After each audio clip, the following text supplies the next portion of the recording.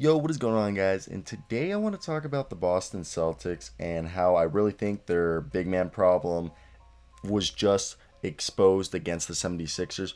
Robert Williams is great, but he has foul trouble. And in this game, he fouled out in 14 minutes. And they ended up losing 106 to 96 to the 76ers. And they only had 32 rebounds. Yeah, they only lost the rebounding battle by six, but they were also out rebound offensively 9-3. So I just show that I think that shows what their problem is. It's the big man. We saw Luke Cornet, I think that's the correct way to say it, hit two threes. I saw him hit one, and it was good. He stretched the floor, and Sheme Ojale is another guy who was playing some small ball five, and it kind of worked. It looked like for a little bit. Taco Fall obviously did not. Mo Wagner hasn't really been playing much for them, and I don't know if that's just because they don't like him or he's like, someone explain why Mo Wagner hasn't been playing much. But either way, he's not a great rebounder. So I want to talk about some guys that they should look into getting, and there's a bunch of players that they could get, but I think the best one right now for the center position is either if you're looking for, we're going to look at guys who are strictly rebounding, if you want to say, and then guys who are stretch guys who are maybe are a little bit younger. And obviously, if you want to get like the old school, just defensive rebounding guy, Dwayne Dedman was obviously the best choice, but he got signed.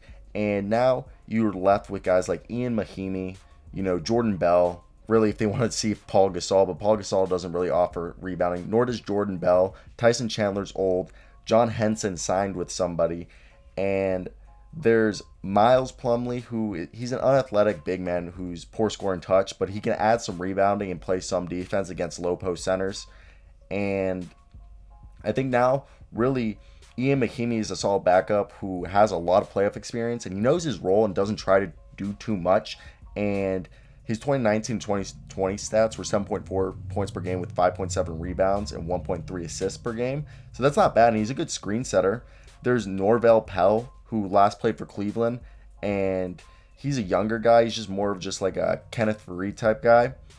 And Kyle Quinn's a good guy who could set screens for them, block shots, and he's a really good rebounder, and he's a decent mid-range shooter, and he has really good 36 minute stats, even though his last year's stats were 3.5 points per game and 4 rebounds a game and 2 assists while shooting 50% from the field and 25% from 3.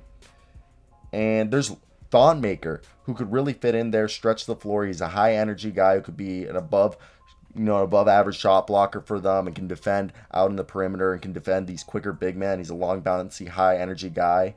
And last year, his stat was 55% from the field and 34% from three while getting 5 points per game and 3 rebounds. It's nothing impressive, but Brad Stevens is probably the coach who could coach him up, and he could fit really well around the roster.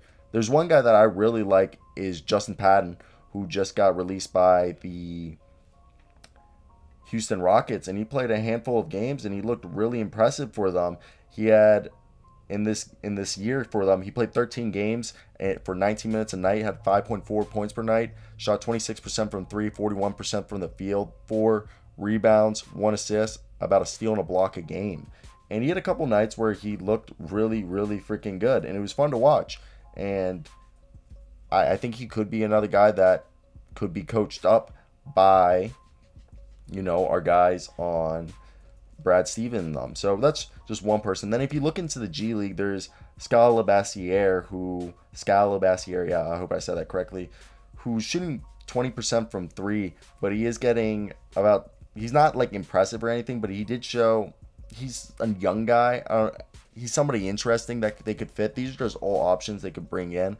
If you just look at the Boston Celtics lineups, it's just, you got to think of a guy who can stretch the floor and rebound and play some perimeter defense because they like that switchability on their team. So you're just thinking of a guy who could fit really well next to their current lineup that consists of Jason Tatum, Jaylen Brown, Marcus Smart, Kemba Walker, Evan Fournier being mixed in there. And obviously Tristan Thompson's out right now, and he's going to be out for, right now, hopefully for a few games, and he'll get back next week. Same thing with Evan Fournier. But even with Tristan Thompson, he hasn't been spectacular. So you really hope to get a guy who come in, maybe Ray Spalding, who's a guy shown a willingness to shoot the occasional 3 and he can be a shot blocker and a decent rebounder.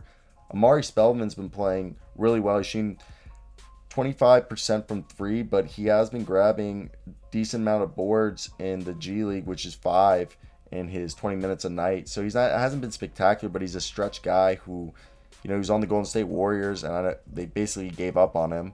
But he's somebody they could bring, and he could maybe work. They could always bring back Tyler Zeller, who was fun for them, and he worked for them. He would get them 5.7 rebounds a game, and it seemed like Brad Stevens really liked him. They could also bring back Vincent Poirier, but who I really don't think that's an option. Nor is Noah Von Lell or Anthony Tolliver. And then you just think about Chiek Diallo, who isn't anything, or Nene. There's not really many options outside of like the guys I listed. I think Ian Mahimi would be their best option, or Thonmaker, Kyle O'Quinn really would be their best choice for find a big guy, just because it just seems like they're kind of, I don't know, they're not in the best situation to find there's not a lot of options, and it doesn't seem like there's going to be many more buyouts before, the playoffs. So right now I think they're just caught in a bunch that they need some rebounding and some low post defense and just an actual good big man rotation, because Mo Wagner, Luke Cornett, and I don't think Tristan Thompson are cutting it behind Robert Williams. And I'm a really big fan of Robert Williams. Taco Fall's obviously not cutting it. So I want to hear down below, what do you guys think of this? So that's it, guys. Hope you guys enjoyed.